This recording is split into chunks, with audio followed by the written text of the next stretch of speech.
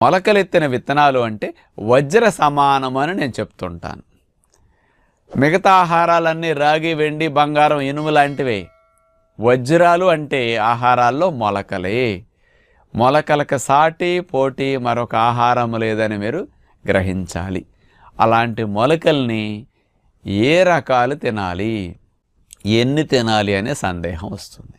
మనం రకరకాలు ఉన్నప్పటికి కూడా కాస్త సులువుగా మెత్తగా ఉండాలి, తక్కువ సమయంలో తినగలగాలి, నోటికి బాగుండాలి కదా. ఇవన్నీ ఆలోచిస్తే కాస్త మాంసకృతులు లాంటి ఎక్కువ కావాలి. కాబట్టి పెసలు, అలసందలు అంటే బొబ్బర్లు, శనగలు, ఈ 3 రకాల గింజల్ని కామన్గా వాడుకోమంటాం.